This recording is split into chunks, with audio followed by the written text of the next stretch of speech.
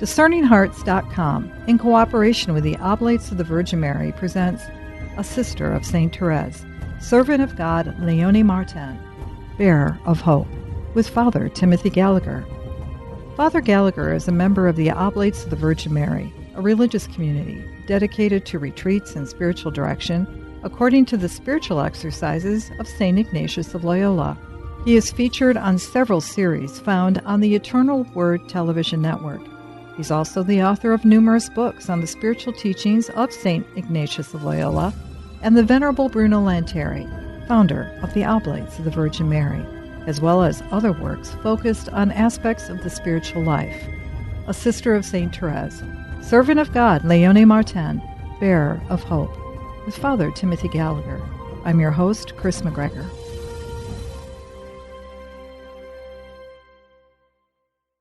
Get a kind of an overview of Léonie, her struggles, and then we'll resume. So we left Léonie at the school at Le Mans in the hope that with her aunt's help that something might change. But let's go back and look at the context of this. So Léonie is 2 years old. Her younger sister, Hélène, is born. Hélène dies when she's 5 years old. Hélène is recognized by everyone. You see this in Zélie's letters too. She was a really special child. Everybody loved her. She was just sweet. Even when this 5-year-old child is close to death, she's consoling her mother. It's a beautiful, beautiful thing. Now, in the Martin family, you have the two oldest sisters. You have Marie and Pauline, who were born close together, and they would kind of be companions. They would share a room. They would be companions throughout their lives. Then you have Léonie and Hélène, who are born close together, just a year apart, and everything looks like they are going to form a pair as well. Some of the other children die early on, and then you have Céline and Thérèse at the youngest end of the family. And as we know, they are an inseparable pair, sharing a room, sharing an intense relationship of closeness. All right, that's the setup of the children. The eczema starts when she's 2 years old. Her paternal grandfather dies when she's 2 years old. Now, when Hélène is born, Zélie was able to nurse the oldest children, but as she grew more frail physically herself, she was no longer able to, so that when Hélène is born, at this point, she sends the children to another woman as their nurse. This was a common thing at that time, and it was a very hard thing because generally the women would only accept to nurse the child if the child came to live with them. This is what happens with Thérèse in her first year, for example. So what this means is that the child is born and then almost immediately leaves the home, which is difficult for the child and obviously difficult for the family, the mother and the family. So Hélène is born, but she immediately leaves the home. When Léonie is 3 years old, her first brother, Joseph, is born. He also immediately leaves the home to be nursed, and he dies 5 months later. At this point, Hélène returns. When Léonie is 4.5 years old, the second of her little brothers is born, immediately leaves the home to be nursed. When Léonie is 5 years old, the second of her brothers also dies at the age of 8 months. And then a week later, her maternal grandfather dies. At that point, too, just a month and a half later, the two oldest, Marie and Pauline, leave the home to go off to the boarding school in Le Mans. So you have this large family, but because of the early death of these children, because they're sent out to be nursed, and because the oldest two go off to the boarding school, Léonie is alone. The two youngest, Céline and Thérèse, are not yet born at this point. She has the illnesses that we mentioned. When she is 5 years old, Zélie, who simply can't keep up with everything with the business and the children, she hires a maid. And this is Louise Marais. And we'll just mention that when Léonie is 5 years old, Louise comes, and she's going to be with the family until Zélie's death. We'll be returning to her as we go along. When Léonie is 6 years old, Céline is now born, immediately leaves the home to be nursed. This is followed by the death of Hélène at this point. So 6 brothers and sisters, and she's alone. And this would be her condition in the family for the rest of her family life. The oldest two would be together and share life. The youngest two would be together, but Leonie would be alone. In fact, if you would visit the family home at Les Buissonnets in Lisieux, when the family later moves to Lisieux, you can see from the floor plan, at one end of the upstairs corridor, you have the room where Marie and Pauline live. At the opposite end of the corridor, you have the room where Thérèse and Céline share a room. And in a small room along that corridor, you have the room where Leonie lived alone. She suffered from this. She felt it very much, that just the way that things happened, if she'd had Hélène, this sweet, lovely, wonderful child with whom to pair up the way the others had, things might have been different. But Hélène, as I mentioned, sadly dies when she's 5 years old. All right, when the next following year, when Leonie is 7, Céline now returns to the family, and then another girl, Mélanie-Thérèse, is born. But she's also immediately sent out to be nursed and tragically dies within 2 months because of neglect on the part of the nurse. Now, imagine this young girl, 3, 4, 5, 6, 7 years old, going through all of this, these births and deaths and coming and going and being left alone. And in fact, of the 5 daughters who live, she's the only one who goes through all of this, because the oldest 2 are off at the boarding school and are not present for much of this. The youngest 2 are not born yet when a lot of this is happening. So again, destabilizing event after destabilizing event. And this young child who is already struggling physically and emotionally and in terms of her studies is just, and not only this, but imagine the suffering and the worry in the parents and the anxiety and the sadness as there's one death after another. And she lives through all of this. And then, as I mentioned, when the war comes, when she's 8 years old, the family moves within Alençon when she's 8 years old. All right, that brings us up to her first effort, her first attempt to be a boarder in the boarding school at Le Mans. But you can see that just the situation in which this, la pauvre Leonie, the poor Leonie, the situation that she's gone through. Wow. The Father in heaven allowed all this in this child's life. Is it possible that this story is going to be even more remarkable than Therese's story? It's an amazing story. Yeah. Wow. Right now, in this case, we're going to switch to some letters written by Elise, or Sister Marie-Dosithée, who describes what happens with Leonie in this attempt to have her at the boarding school. So she's writing now to her brother Isidore and her sister-in-law Céline. So Leonie is 8 years old, and she's now at the school. Here I am, like mother of 3 children, because Pauline and Marie, the oldest 2, are there, because I now have Leonie, who arrived about mid-June. So this is about maybe 3 weeks later. It is a continual battle. I would have liked her mother to have found the right place to send her to, but I can see that it has to be me who bears this cross. Now that gives you an insight. Now this is a sister who is a religious. She's not a married woman. She's a religious. She's living a cloistered contemplative life. She is teaching in a school, but she's well aware that having Leonie and having to care for Leonie is, she calls it a cross. It's a burden, continual battle. I will try, therefore, to summon all my strength. And you can almost hear the repetition of Zélie's efforts to deal with Leonie. Just think, on top of that, I don't even like the bother of children. It is completely incompatible with my character and my taste for peace and quiet. As I say, this is not a selfish woman writing, but this is a contemplative religious who just isn't used to these kinds of battles and struggles. However, God's will be done. It is for His glory, irrespective of our personal gratification.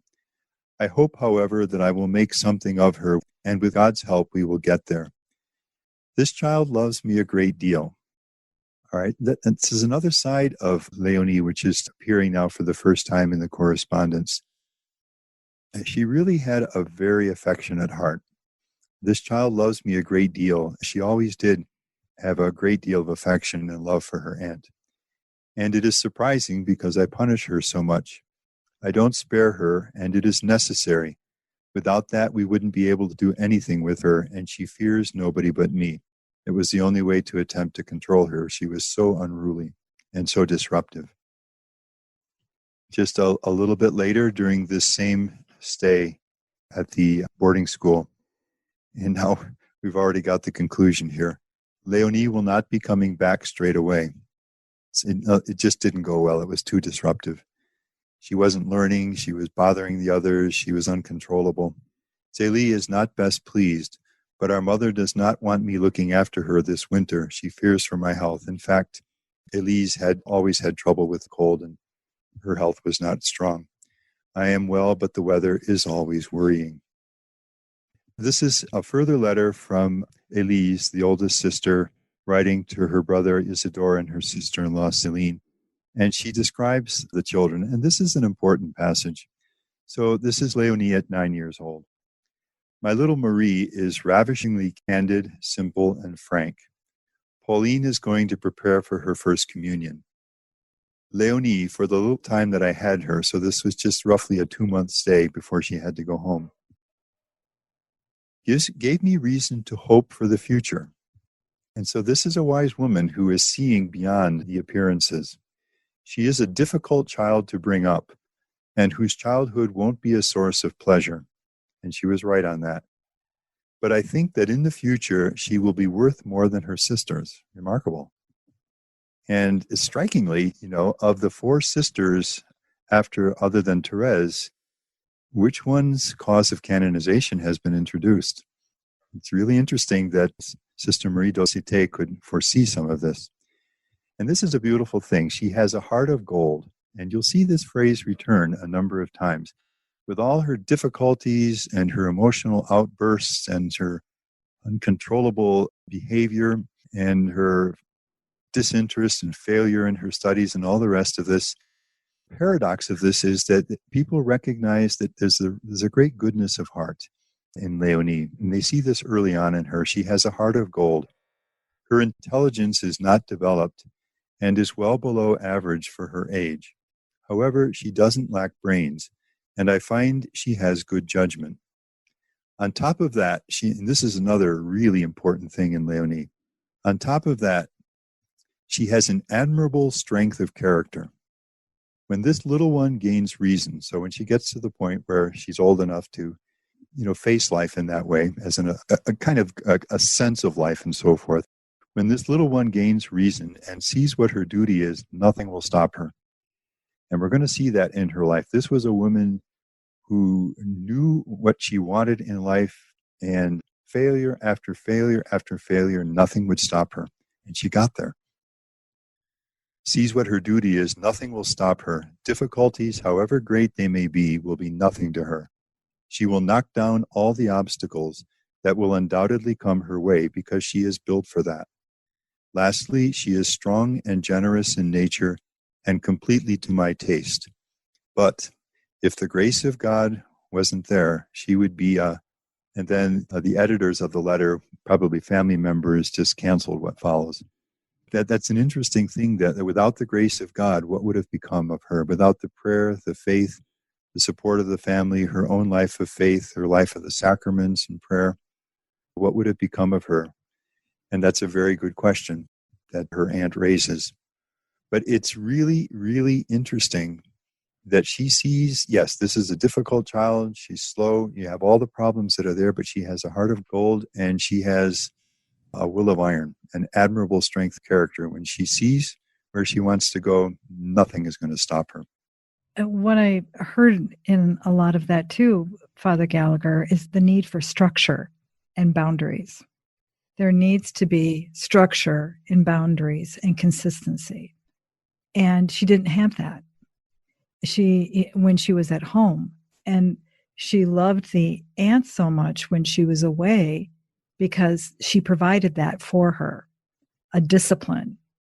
Even though it took a lot of work, even though it took a lot of effort, unexpectedly so, it touched her. Again, prior to that, everything that was happening in the home, there was so much changing and so much emotion and so much possible expectations that she couldn't fill. And that probably was frustrating too.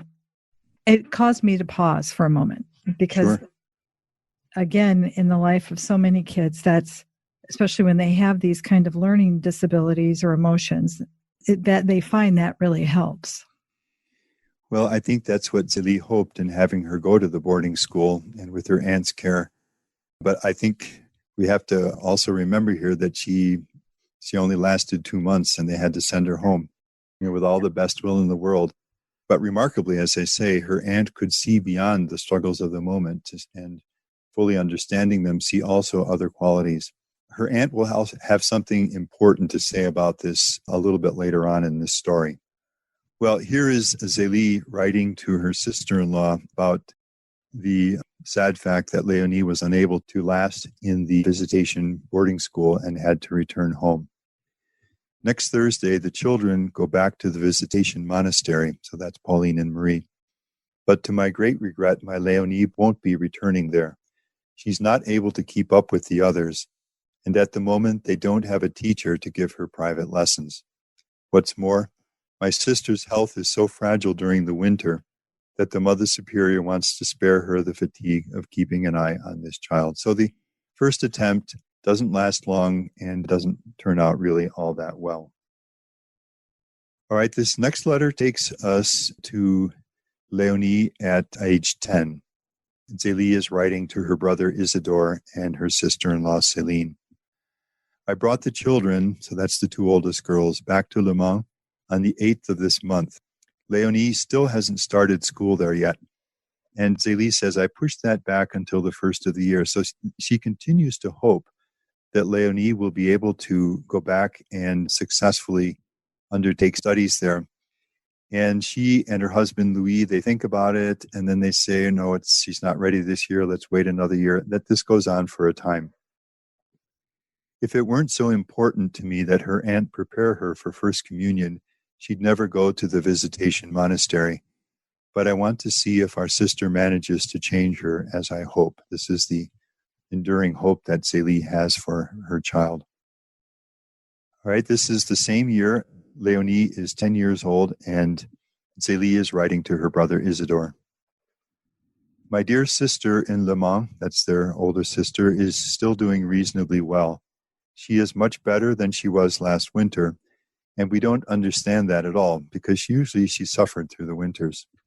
One of the things to keep in mind, I don't know how they worked with Elise, but these monasteries didn't have heat. That just was considered a luxury that they wouldn't have. They would heat the common room for recreation times together and so on, but their cells, the corridors, the churches, and so on, these things were not heated.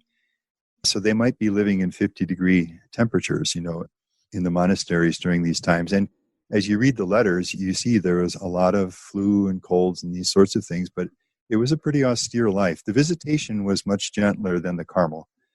And that will be one of the key reasons why Leonie will never become a Carmelite, because her health would never last with the rigors. It was a much more rigorous life, although the visitation life by our standards today was still pretty rigorous,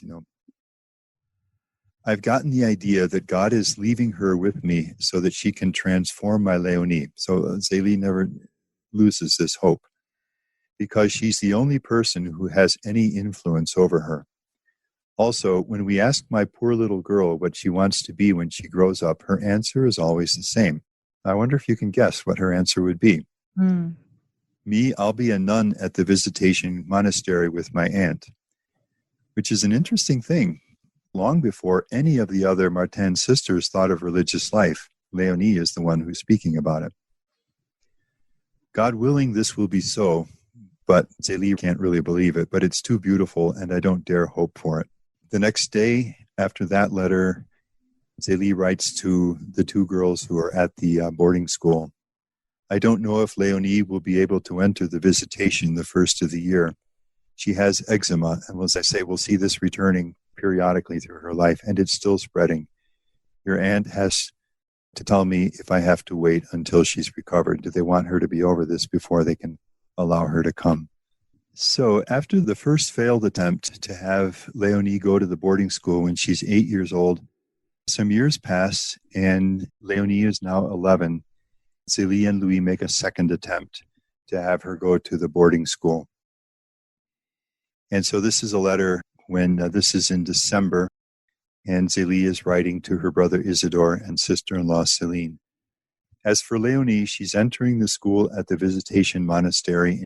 Now, every year, Isidore and Céline, especially her sister-in-law Céline, would send New Year's gifts for the children. And every year you have the same thing. They get them, and Zélie writes back, thanking her and then scolding her for doing as much as she did. It's just an interesting thing. But obviously, Céline was never bothered by that. She continued to do it every year. Okay, don't send her stationery or a work box because she has all that. It would be a waste of money. Send her only a book on piety, either an imitation of Christ or the manual of the Christian. All right, so there is Zélie in December, looking ahead to having Leonie go to the Visitation boarding school in January. And now let's pick up with letters from Sister Marie-Dosithée, their aunt, as she writes about what happens when Leonie is now at the boarding school. So this is in February.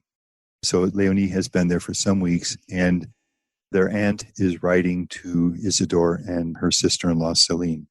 You wanted me to give you news of Leonie. It's no small matter, I assure you, having 3 children to manage. It is a lot of trouble. It is difficult to train children to be virtuous. You are already experiencing it with your little Jean. It's not over. You've only just started. You will need a great deal of patience to reach your goal. But above all, so this is the elder sister writing to her younger brother. But above all, put your trust in God. That's the key. Human beings are nothing but instruments God wants to use, but they must recognize their limitations, make an effort as if everything depended on them, and yet only expect their success to come from God. And I assure you that by acting in this way, the Lord pours out his blessings and everything goes wonderfully. In a way, it occurs to me as I read those words that that's the key to this whole story. The family and all its members did make their efforts, but God was at the center, and that's really where their greatest confidence was. I have proof in my Leonie. As you know, this poor child has a good many faults.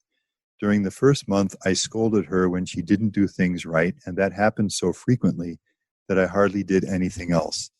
Now, what follows is really instructive because this is something that we'll see repeat in the life of Leonie. So I hardly did anything else. There's a piece missing in the letter. It picks up, especially since her sisters kept coming and accusing her. I could see very well, so whatever her faults were, the sisters would bring them to the aunt. I could see very well that I would make this little girl unhappy without something missing, probably without helping her. And that's what I didn't want. I wanted to be an example of God's providence to her. So I implored God to help and enlighten me because I had only good intentions. I began, therefore, to treat her more gently. We'll see as the story unfolds that Leonie will never respond well to harshness, will always defeat her and discourage her, and she'll fail. But when she's treated gently like this, she blossoms. And this is the first time this happens. I began therefore to treat her more gently by avoiding scolding and telling her that I saw she wanted to be good and please me, and that I had confidence in I know that you want to be good. I know that you want to make me happy, and I have confidence in you. You can do it. This produced a magic effect that was not only immediate, but also lasting. So the aunt just marvels at the change in Leonie when she's treated this way. But also lasting because it is continuing, and I find her entirely sweet. First time we've heard these words said about Leonie. I am more pleased with her than with her sisters, remarkably. The other two, Marie and Pauline, are very successful. They're doing well academically and in everything. What is unimaginable is the desire she has to please me.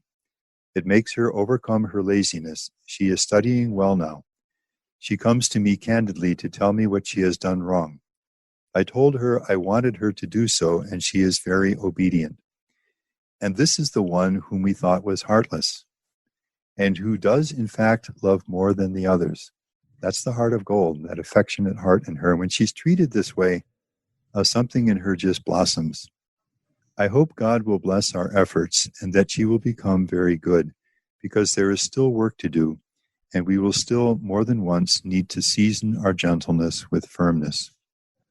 All right, a few weeks later, writing now to Zélie, I can only say one thing. Leonie does give me trouble, it's true, but no more than Marie did. She has faults, but she has many qualities as well. She has such a good heart. And there you see it again, that heart of gold, and is very obedient. She never answers back, no matter what we say, unlike her two sisters who always want to be in the right.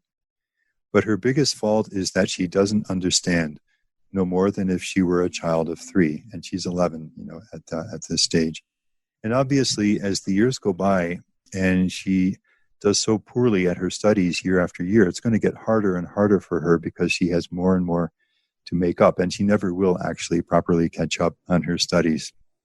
Now, at this point, we have the first of a letter that Leonie writes herself, and she's 11 years old at this point. It's the only letter we have of hers until she's 19. There's another letter, but we'll see that it's copied in another letter. But this is the single letter that we have of her before she's 19. And she's right about at the same time that this last letter was written. She's at Le Mans, at the boarding school, and she's writing to her mother. Dear Mother, I was very naughty yesterday. All right, there are the struggles. I never learned my lessons. Aunt is not pleased with me. Today was outing day, and we have the whole day off, and Aunt is going to take us to the garden today. We are going to have lots of fun. The bishop gave us an extra day off for the Easter holidays. So this is something we don't see too much these days, but I can still remember in the Catholic grade school to which I went that the pastor would come in, would speak to the class, and once in a while, to the surprise and the delight of the students, I'm not sure always the teachers, he would just declare a holiday or something like that. So bishops or priests would do this, and obviously the bishop has done this in this case. The bishop gave us an extra day off for the Easter holidays. I am very glad about this, and I will try to win the Rosette, which is some kind of award for some kind of doing something well. Our little Celine and Therese well. I'm looking forward to the Easter holidays very much. I will try not to cause Aunt grief because I love her very much. So that's the heart of gold. That's the goodness of heart. And I will please her lots to please you. Goodbye, dear parents and all the family. I am going to be very good. Léonie Martin. All right. Unfortunately, things don't remain this way. So this is in either February or March, and now we're in the month of April. The aunt is writing to her brother Isidore and her sister-in-law. So I'm expecting Zélie tomorrow. It won't be a joyous visit, I assure you. She must fetch her Leonie. So again, for a second time, they've just realized we can't go on this way. It's too disruptive. She's not studying. It's too difficult. What can we do with this poor Leonie? And there it is, the poor Leonie. What a cross. How I pity my dear sister. How I would like to be able to help her, but I can't do anything, nothing at all. However, I hope in the Lord, yes, and with all my strength, I have so much faith in him. I do not distrust him in the least. I know so well he can do what he likes. I shall hope in him and not be confounded. And then she hasn't finished the letter, and now it's 5 days later, and she continues to write, and in the intervening time, Zélie has come and taken Leonie. Friday the 10th of April. I saw Zélie. She was very resigned. She thinks that when children are not like others, it is the parents' duty to carry the weight of looking after them. But in the meantime, she doesn't know what to do. You can just imagine. This was her last hope. This was the second time they sent her. It didn't work. What can we do? Where do we turn? What do we do? But in the meantime, she doesn't know what to do, and she is going to keep her, so at home rather than a boarding school. Her pain is great. She was so confident that the gentleness and love of the Visitation Convent would change her daughter, and now this hope has vanished. I hope that God will come to her aid. Such a roller coaster for them. I mean, that's what it is. Oh my gosh, it makes me want to cry. I've been there. And so have so many others. It is such a roller coaster, Father Gallagher. It's a side of the Martin family that I think it's a story that's unknown. You know, other than the very few people who have looked into Leonie's life, it will become better known as her cause of canonization proceeds. But thus far, it's a part of this whole wonderful saga of the Martin family that, as I think, it has not been explored enough. And I'm so glad that in this way, at least, we're making it available. And if I could add this, Father, what we're beginning to see here, because of Therese's story, we heard references to Leonie, that she was the troubled child. She had all these difficulties. But no one, I think, because we were so focused on Therese, really looked at this troubled child, in that there is so much more going on there than just trouble. Do you know what I mean? Sometimes we label people and we don't really see the deeper depths of what's happening and what God may be doing with that child in that moment and with those parents. I think that's an important lesson too, don't you think? I think so, very much. Yeah. Yeah, there's a providence working through all of this. What's coming to mind as you say that is something that I only realized as I started to get into the story of Leonie. We have this moment in Therese's story of a soul after Zélie's death, when Céline turns to Marie, the oldest sister, and says, "From now on, you'll be my mother." And then Thérèse, who imitates Céline, turns to Pauline and says, "From now on, you'll be my mother." And there's a beauty in that story, but what I never, ever thought of was the forgotten child. What about Leonie? Who did she turn to? She had no one. And somehow we just tended not to even notice these kinds of things. And so I think it's beautiful to start to notice it and to realize that there's an amazing story here that's unfolding through a lot of sorrow and pain, but I think an important story of grace. And, I don't easily use words like amazing and incredible, but this is a story of incredible hope, really. As I say, if Leonie is able to have the life that she had, then there is not one of us who has any reason to give in to discouragement or to succumb to, I can't do it, I have this failing, I'm too weak.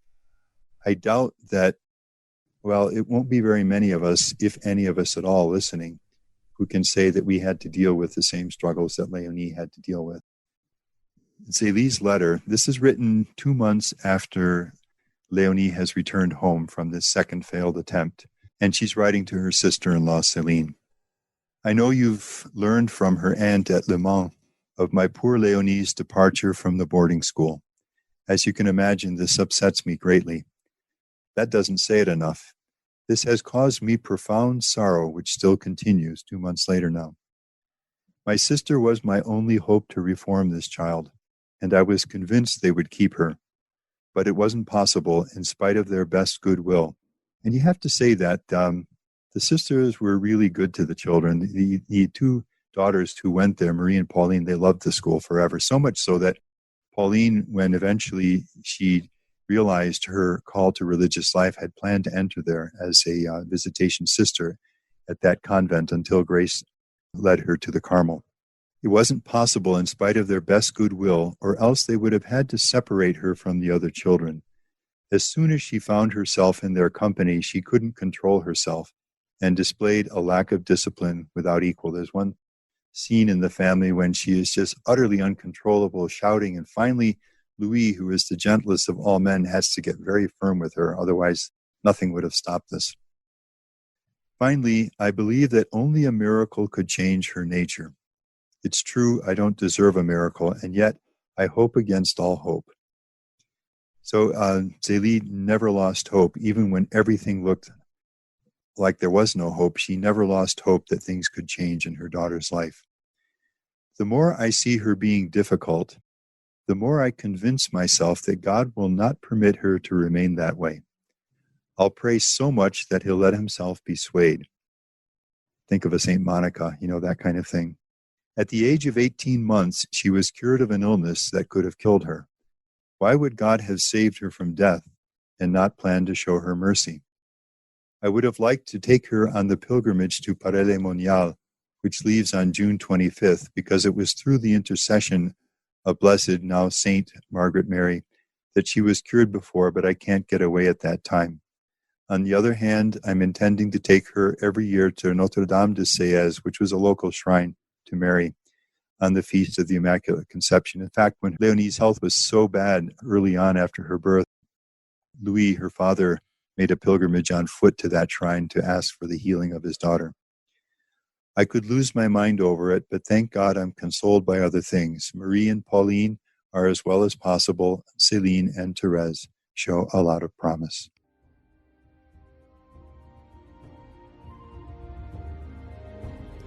You've been listening to A Sister of St. Therese, Servant of God, Léonie Martin, Bearer of Hope, with Father Timothy Gallagher. To hear and or to download this episode, along with hundreds of other spiritual formation programs, visit discerninghearts.com, or you can find it on the Discerning Hearts free app.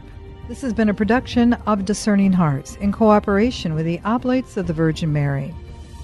We hope that if this has been helpful for you, that you will first pray for our mission, and if you feel it's worthy, consider a charitable donation, which is fully tax deductible, to help support our efforts. But most of all, we hope that you will tell a friend about discerninghearts.com and join us next time for A Sister of St. Therese, Servant of God, Léonie Martin, Bearer of Hope, with Father Timothy Gallagher.